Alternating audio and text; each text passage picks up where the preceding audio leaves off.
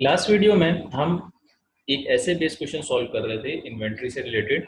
उसके अंदर हम दो रिक्वायरमेंट्स कर चुके थे, ए के अंदर फीफो के थ्रू कैलकुलेशन, बी के अंदर लीफो के थ्रू कैलकुलेशन। अब इस ऐसे बेस क्वेश्चन में हमारे पास है रिक्वायरमेंट सी, जिसके अंदर वही कह रहा है if Tokyo trading adopts weighted average method for inventory valuation, calculate the value of its inventory at December 31st 2018 and the cost of goods sold for the year 2018। अगर कंपनी फीफो की जगह weighted average use करती तो आप हमें उसकी value of ending inventory और value of cost of goods sold बता दो under periodic and perpetual inventory system. तो मैंने आपको ये बात बताई थी कि जब भी कंपनी लीफो और वेटेड एवरेज इन दोनों में से कोई भी मेथड यूज करती है तो जो कॉस्ट ऑफ गुड्स सोल्ड वो पीरियडिक के अंदर कैलकुलेट करती है, परपेचुअल सिस्टम के अंदर कॉस्ट ऑफ गुड्स सोल्ड उससे डिफरेंट आती है। इसी तरीके से वैल्यू ऑफ एंडिंग इन्वेंट्री की जो भी एंडिंग इन्वेंट्री की जो भी वैल्यू पीरियडिक के अंदर आती है, परपेचुअल में उससे डिफरेंट आती है। तो इसलिए यहाँ पे मुझे दो मर्तबा कैलकुलेशन करनी पड़ेगी। पहले पीरियडिक के अंदर ये दोनों वैल्यूज कैलकुलेट होंगी, फिर परपेचुअल के अंदर ये दोनों वैल्यूज कैलकुलेट होंगी। तो अब इसको सॉल्व करते हैं। रिक्वायरमेंट सी है हमारे पास और उसको पहले हम सॉल्व कर रहे हैं पीरियडिक इन्वेंट्री सिस्टम के अंदर। पीरियडिक इन्वेंट्री सिस्टम के अंदर आपको ये बात पता है कि जो भी कैलकुलेशन होती है यूनिट्स सोल्ड और यूनिट्स इन एंडिंग इन्वेंट्री की, वो at the end of the period होती है। At the end of the period मुझे देखना होता है जो यूनिट सेल हुए उनकी क्या कॉस्ट है और जो बच गए हैं उनकी क्या कॉस्ट है।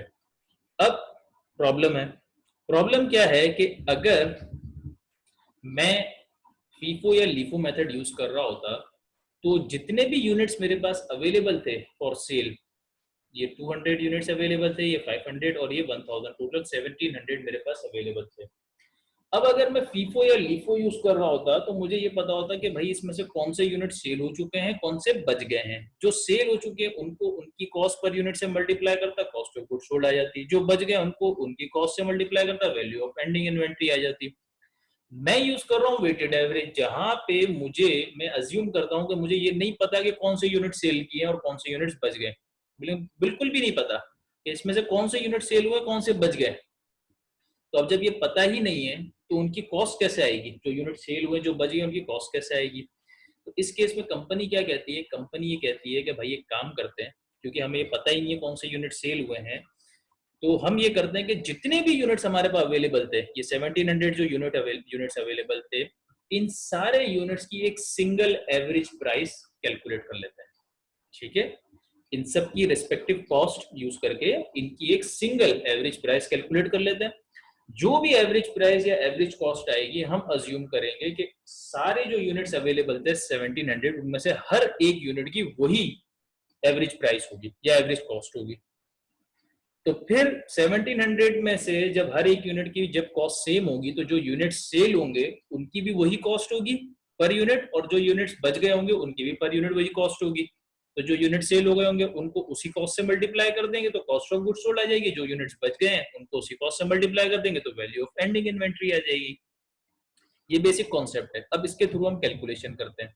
देखिए पीरियडिक के अंदर सबसे पहले जब आपको कैलकुलेशन करनी है, आपको यूनिट्स का डेटा आपके पास अवेलेबल होना चाहिए। सबसे पहले आपको ये पता हो कि कंपनी के पास ड्यूरिंग द ईयर कितने यूनिट्स अवेलेबल थे फॉर सेल। ये मैंने आपको बताया था कैसे आता है, opening plus purchased units. Company के पास कितने यूनिट्स अवेलेबल थे फॉर सेल, 1700 यूनिट्स अवेलेबल थे फॉर सेल। इसमें से कंपनी ने कितने सेल कर दिए, ये मुझे क्वेश्चन में डेटा गिवन है।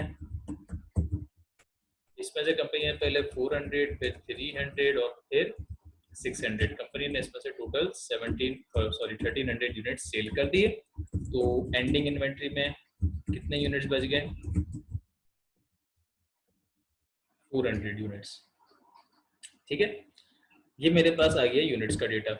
अब मुझे ये नहीं पता कि भाई ये जो 1300 यूनिट सेल हुए हैं ये कौन से वाले थे और ये 400 जो बच गए कौन से वाले थे। जब यही नहीं पता, इनकी कॉस्ट नहीं पता, तो इनकी वैल्यू नहीं आ सकती। कंपनी क्या कहती है, कंपनी कहती है कि भाई इन पूरे 1700 यूनिट्स की जो कॉस्ट है, इन सब की टोटल कॉस्ट, उसको यूज करके इन 1700 में से हर एक यूनिट की एवरेज कॉस्ट कैलकुलेट कर लो। कैसे? Average cost per unit of 1700 units. जो 1700 यूनिट्स हैं उनमें से हर एक की एवरेज कॉस्ट कैलकुलेट कर लो। कैसे कैलकुलेट करो? आप ये देखो कि जो टोटल 1700 यूनिट्स अवेलेबल थे, इन सब की टोटल कॉस्ट क्या थी? Total cost of all units available for sale. जो 1700 यूनिट्स अवेलेबल थे फॉर सेल, उनकी टोटल कॉस्ट क्या थी? कैसे पता चलेगा? जितने यूनिट्स अवेलेबल थे उनको उनके रिस्पेक्टिव कॉस्ट से मल्टीप्लाई करके सम कर दें। 200 यूनिट जो ओपनिंग में थे उसमें से हर एक की कॉस्ट थी $2 प्लस 500 हमने परचेज किए थे $4 के हिसाब से, प्लस 1000 हमने परचेज किए थे $6 के हिसाब से। तो टोटल 1700 यूनिट्स की टोटल कॉस्ट कितनी आ गई? $8,400। ठीक है, 1700 यूनिट्स की कॉस्ट कितनी आ गई? $8,400। अब मुझे इसमें से हर एक यूनिट की कॉस्ट कैलकुलेट करनी है, तो क्या करूं? $8,400 की कॉस्ट मुझे पता है कितने यूनिट्स की है? 1700 यूनिट्स की।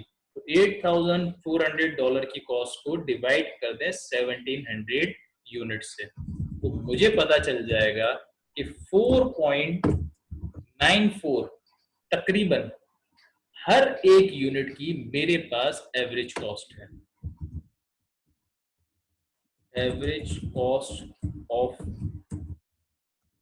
Each unit available for sale.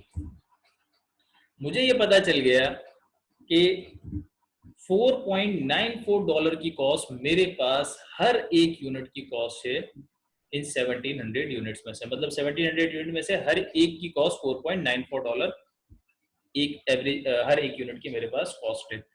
तो ये जो 1700 यूनिट सेल हुए हैं उनमें से भी हर एक की कॉस्ट यही होगी। जो 400 एंडिंग में बच गए हैं उनमें से भी हर एक की कॉस्ट यही होगी। तो अब काम आसान हो गया। अगर मुझे 1300 यूनिट्स की कॉस्ट चाहिए जो कि मैंने सेल किए हैं, मतलब कि कॉस्ट ऑफ गुड्स सोल्ड, जो 1300 यूनिट्स मैंने सेल किए हैं उनकी कॉस्ट चाहिए, मतलब कि कॉस्ट ऑफ गुड्स सोल्ड। तो मुझे पता है कि इन 1300 यूनिट्स में से हर एक की एवरेज कॉस्ट कितनी है? 4.94। इससे मल्टीप्लाई कर दो तो आपको पता चल जाएगा कि जो 1300 यूनिट सेल किए हैं उनकी कॉस्ट ऑफ गुड्स सोल्ड थी आपके पास 6422। और इसी तरीके से अगर आपको वैल्यू ऑफ एंडिंग इन्वेंट्री, मतलब कि जो 400 यूनिट्स एंडिंग में रह गए हैं उनकी कॉस्ट चाहिए, तो आपको पता है कि 400 यूनिट्स में से हर एक की एवरेज कॉस्ट कितनी है? 4.94। तो आपके पास जो 400 यूनिट्स एंडिंग में रह गए हैं उसकी टोटल वैल्यू कितनी आ जाएगी? 1978 तो ये आपके पास कॉस्ट ऑफ गुड्स सोल्ड आ गई और वैल्यू ऑफ एंडिंग इन्वेंट्री आ गई using weighted average under periodic system. ठीक है, सिंपल काम है। पहले आपने यूनिट्स का डेटा निकाला, फिर आपने कहा कि भाई हमें ये नहीं पता कि कौन से यूनिट सेल किए कौन से बचे हैं, तो जितने यूनिट्स अवेलेबल थे उन सब की टोटल कॉस्ट निकाल लो और जितने यूनिट्स अवेलेबल थे उससे डिवाइड कर दो।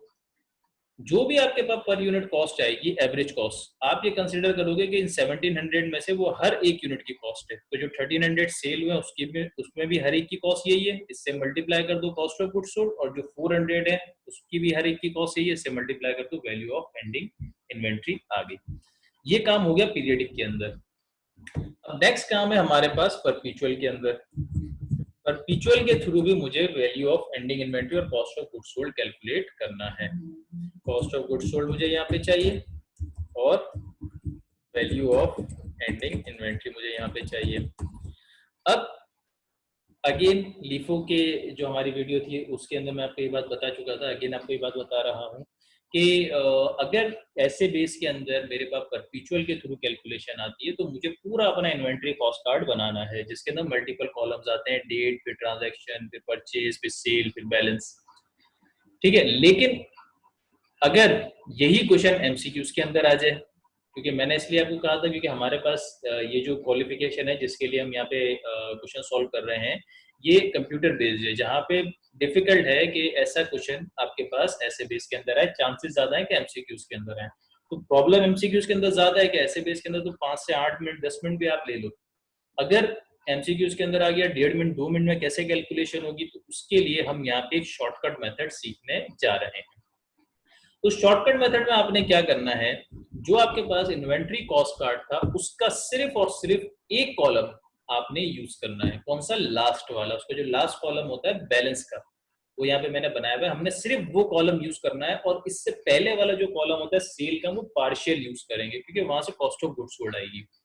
मेन काम यहाँ पे जो लास्ट हमारा कॉलम है बैलेंस का कॉलम बनाना है। उसके अंदर जो 3 कॉलम्स बनते हैं, यूनिट्स का, रेट का और अमाउंट का, ये बनाना है। फिर वही लीफो की तरह 3 काम। नंबर 1 सेल्स की ट्रांजैक्शन का ध्यान रखना है, सबसे मेन ट्रांजैक्शन हमारी वही है, ठीक है। नंबर 2 जो यूनिट सेल होते चले जाए उनको मैं यहाँ पे लेफ्ट साइड पे लिखता रहूंगा, सोल्ड, और उसके साथ उसकी कॉस्ट को भी लिख के मल्टीप्लाई करता रहूंगा। तो यहाँ पे एंड में मेरे पास cost of goods sold directly calculate होके आ जाएगी। लास्ट के जो यूनिट्स बच जाएं उसको मैं यहाँ पे बैलेंस में लिखता रहूं, तो जो इसकी लास्ट लाइन है वो मुझे वैल्यू ऑफ एंडिंग इन्वेंट्री दे देगी। अब इस क्वेश्चन को स्टार्ट करते हैं।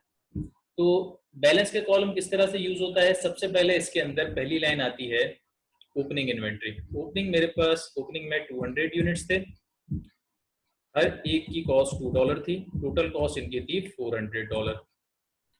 फिर यूनिट्स परचेज किए, जब यूनिट्स परचेज किए तो उसके बाद यहाँ पे आके वो यूनिट्स ओपनिंग के नीचे लिख देते हैं। कितने यूनिट्स परचेज किए थे?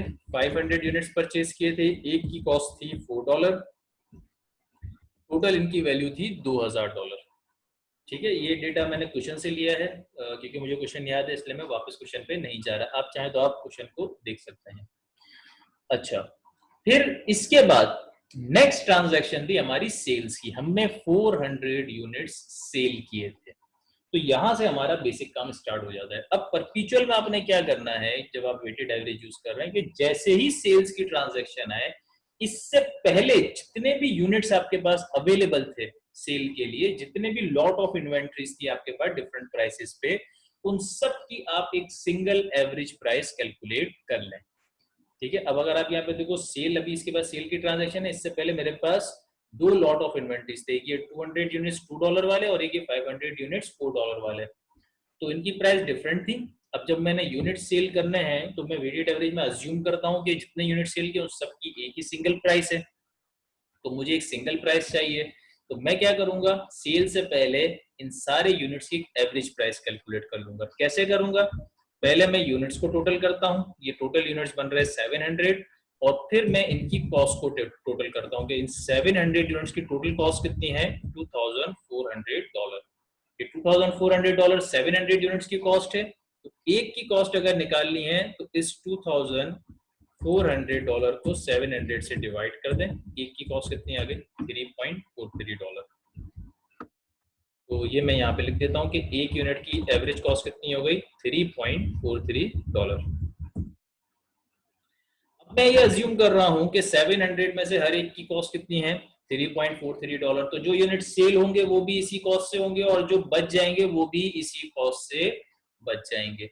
अब इसमें से नेक्स्ट ट्रांजैक्शन है सेल की 400 यूनिट्स, तो मैं उसको यहाँ पे लिख रहा हूँ। 400 यूनिट्स मैंने सेल किए हैं, 3.43 एक की सेलिंग प्राइस, सॉरी एक की कॉस्ट थी। तो जो यूनिट सेल हुए हैं उनकी टोटल कॉस्ट कितनी आ गई, 1372। जो यूनिट्स बच गए हैं, कितने बच गए, 700 में से 400 सेल हो गए, बच गए 300। जो बच गए होंगे उसके लिए भी मैं अज्यूम करता हूं हर एक की कॉस्ट $3.43 होगी,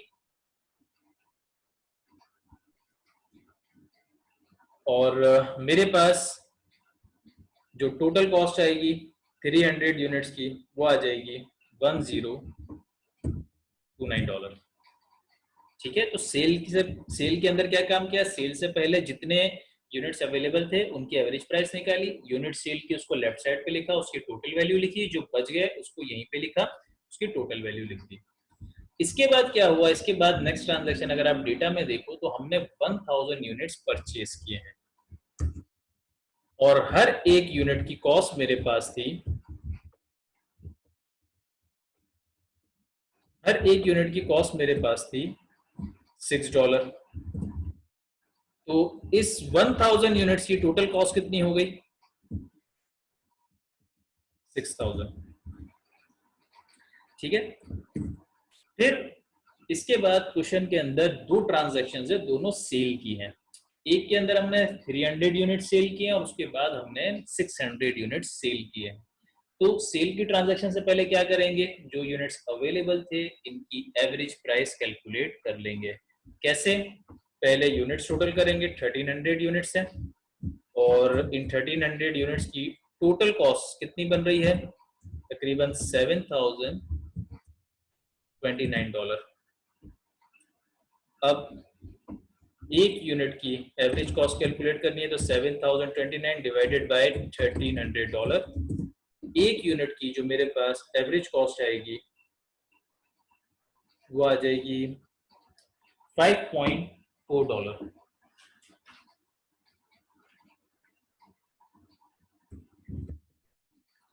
इसको मैं यहाँ पे लिख देता हूँ।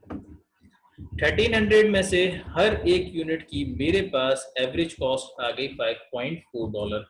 जितने यूनिट्स इसमें से सेल हुए हैं वो भी मैं कंसिडर करूंगा इसी के हिसाब से, जितने बच गए हैं वो भी 5.4 के हिसाब से। तो इसके बाद मेरे पास यूनिट सेल हुए हैं 300, किस हिसाब से कंसिडर करूंगा? 5.4 के हिसाब से। टोटल वैल्यू उसकी कितनी हो जाएगी?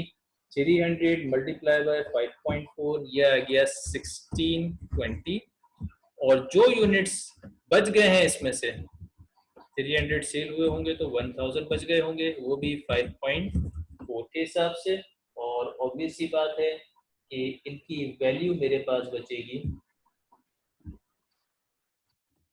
5400। ठीक है। फिर इसके बाद अगेन नेक्स्ट ट्रांजैक्शन भी मेरे पास सेल की ही है।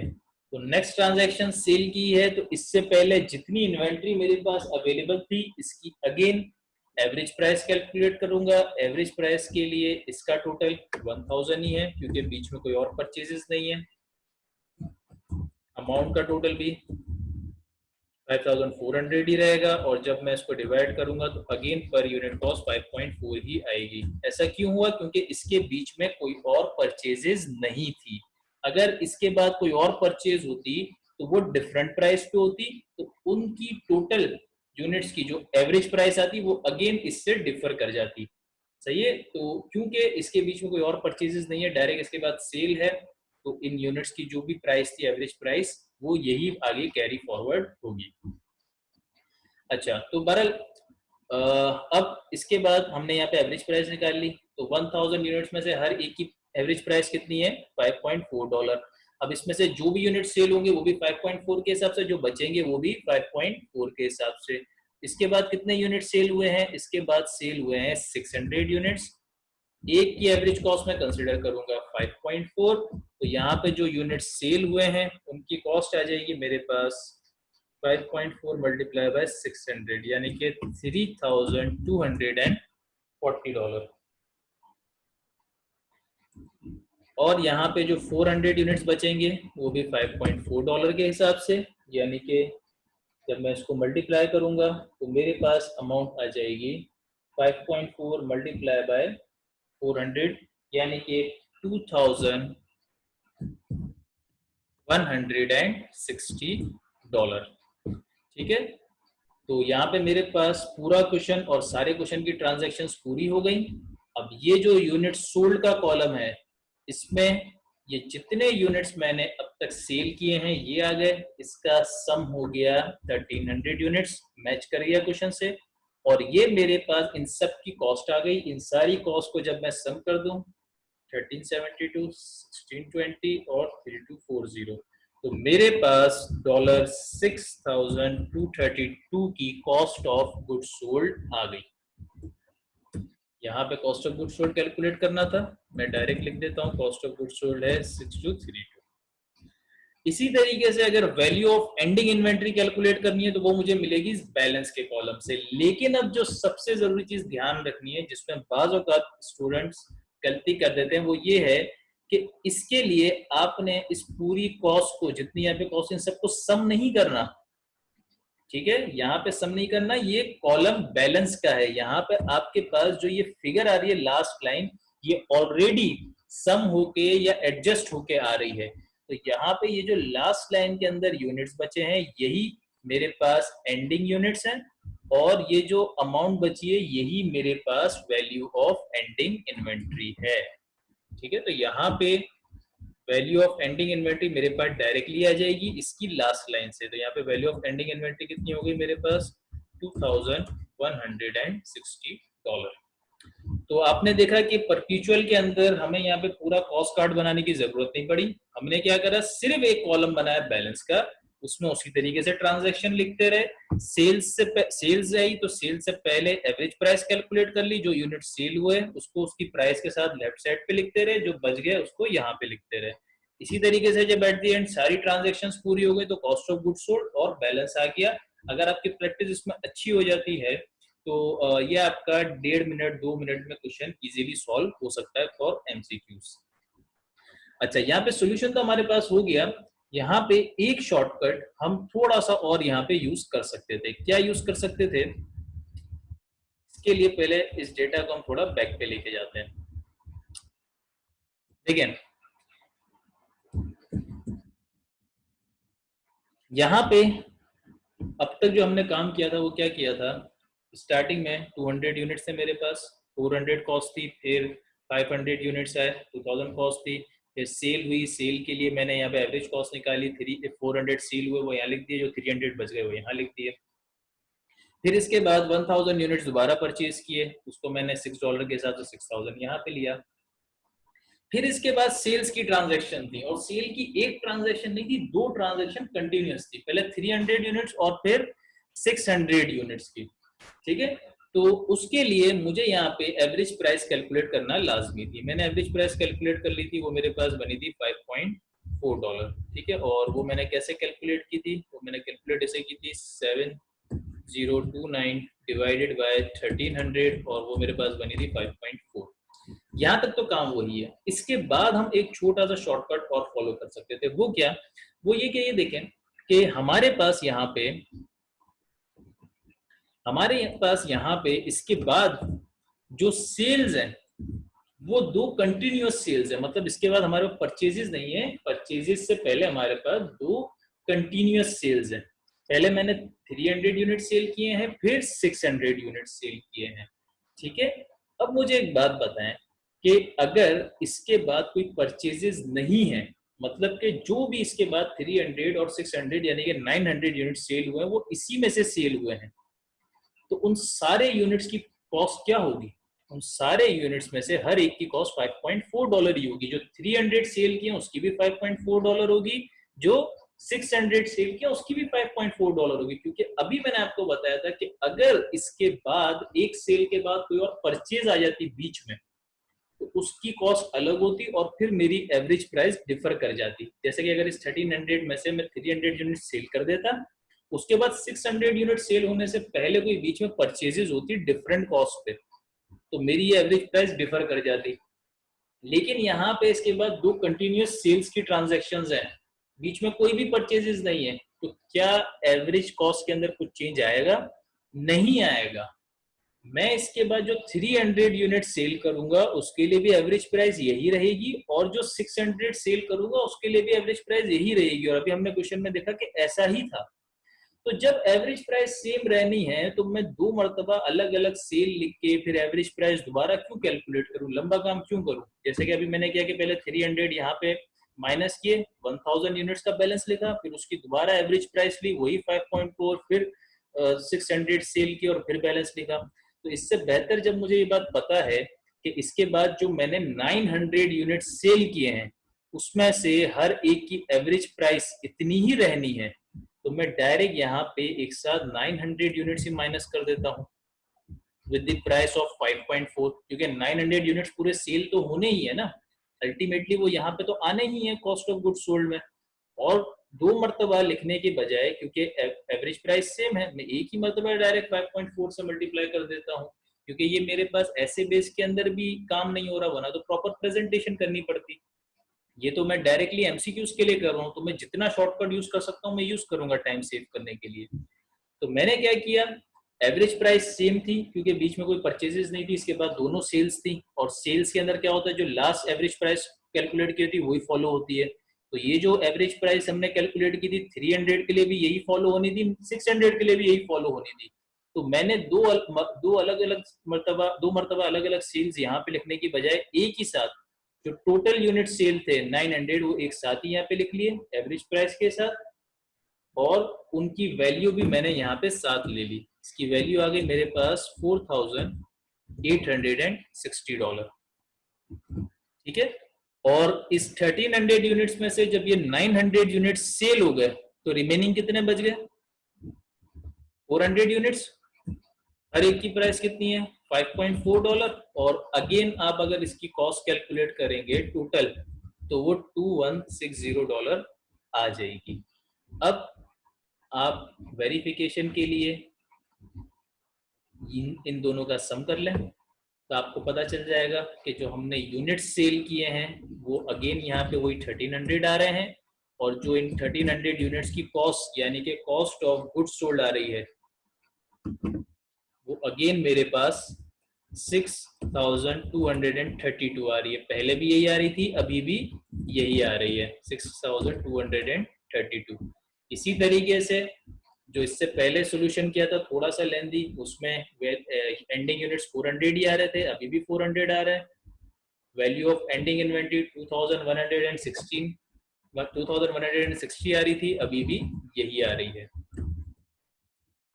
ठीक है, तो ये मेरे पास परपीचुअल के थ्रू ही सॉल्यूशन और आंसर आ गए। बस मैंने यहाँ पे एक एडिशनल चीज आपको बता दी, वो क्या कि कभी भी ऐसे क्वेश्चन के अंदर परपीचुअल और वेटेड एवरेज के साथ आपके पास बीच में कोई ऐसा इवेंट आ जाए जिसके अंदर एक से ज्यादा सेल्स एक साथ आ रही हो, 2 सेल्स कंटिन्यूसली आ रही हो, 5 सेल्स कंटिन्यूसली आ रही हो, चाहे 5000 सेल्स कंटिन्यूसली आ रही हो, तो क्योंकि उनके बीच में कोई भी परचेजेस नहीं है डिफरेंट कॉस्ट पे, ठीक है, क्योंकि इसके बीच में कोई भी परचेज होती तो एवरेज प्राइस से डिफरेंट होती। तो अगर बीच में कोई भी परचेजेस होती तो मेरी जो एवरेज प्राइस थी वो चेंज हो जाती, लेकिन क्योंकि ये कंटिन्यूअस सेल्स है, इनके बीच में कोई भी परचेजेस नहीं है, तो इसके अंदर से इससे रिलेटेड जो भी फर्स्ट सेल थी, जैसे कि यहाँ पे 300 यूनिट्स वाली थी सेल, उससे पहले मैंने जो भी एवरेज प्राइस कैलकुलेट की थी, इसके बाद की सब्सिक्वेंट जितनी भी कंटिन्यूअस सेल्स हैं उन सब के लिए यही एवरेज प्राइस फॉलो होगी। ठीक है, या फिर इन अदर वर्ड्स कि एक मर्तबा जब मैंने यहाँ पे एक सेल से पहले एवरेज प्राइस कैलकुलेट कर ली, तो इसके बाद जितनी कंटिन्यूअस सेल्स हैं उन उन सेल्स के अंदर जितने यूनिट सेल होंगे वो सारी इसी प्राइस के होंगे या सारी इसी कॉस्ट के होंगे। तो मैं सबको अलग अलग वन बाय वन यहाँ पे लिख दूं, इससे बेहतर ये है कि उन सारी सब्सिक्वेंट कंटिन्यूअस सेल्स के अंदर जितने भी यूनिट सेल हुए हैं उन सबको एक साथ लिखूं, क्योंकि उन सबकी कॉस्ट सेम होगी, एक साथ कॉस्ट से मल्टीप्लाई कर दूं पर यूनिट कॉस्ट से, और टोटल कॉस्ट एक साथ लिख दूं। ठीक है, अलग अलग लिखने की जरूरत नहीं है। और फिर यहाँ पे जो मेरे पास टोटल यूनिट्स थे उसमें से जितने टोटल सेल हो गए हैं एक साथ वो माइनस कर दूं, जो बचे हैं वो आ जाएंगे, वैल्यू ऑफ एंडिंग इन्वेंट्री आ जाएगी, और यहाँ पे जब मैं इन सबको टोटल कर दूंगा इस कॉलम को कॉस्ट ऑफ गुड्स सोल्ड के, तो मेरे पास कॉस्ट ऑफ गुड्स सोल्ड आ जाएगी। ठीक है, तो परपीचुअल के अंदर अगर आपके पास एमसीक्यूज के अंदर आता है वेटेड एवरेज तो परेशान होने की जरूरत नहीं है, पूरा कॉस्ट कार्ड नहीं बनाना, सिर्फ एक बैलेंस का कॉलम बनाए और जो ट्रांजैक्शंस आती है जिस तरीके से यहाँ पे लिखते रहे, जो यूनिट सेल हो रहा है यहाँ पे लिखे with cost, at the end आपके पास कॉस्ट ऑफ गुड्स सोल्ड आ जाएगी, वैल्यू ऑफ एंडिंग इन्वेंट्री आ जाएगी। थोड़ी सी प्रैक्टिस करेंगे तो इसका टाइम आपका और कम हो जाएगा। और लास्ट चीज कि अगर एक साथ एक से ज्यादा सेल्स आती हैं तो आपने ये बात याद रखनी है कि उन सेल से पहले जो आपने एवरेज प्राइस कैलकुलेट की थी वो सारी कंटिन्यूअस सेल्स के लिए वही एवरेज प्राइस फॉलो होगी। तो उन सारी सेल्स की ट्रांजैक्शन को अलग अलग माइनस करने की बजाय एक साथ ही माइनस कर दें और एक साथ ही फिर बैलेंस की अमाउंट और बैलेंस की फिगर आप यहाँ पे लिख दें। ठीक है, तो ये हमारे पास फीफो लीफो और वेटेड एवरेज के थ्रू कैलकुलेशंस हो गई हैं। अब हमारे पास सिर्फ इस ऐसे बेस क्वेश्चन से रिलेटेड परमानेंट डिक्लाइन रह गया है, वो हम इसके बाद नेक्स्ट वीडियो में करेंगे। Thank you.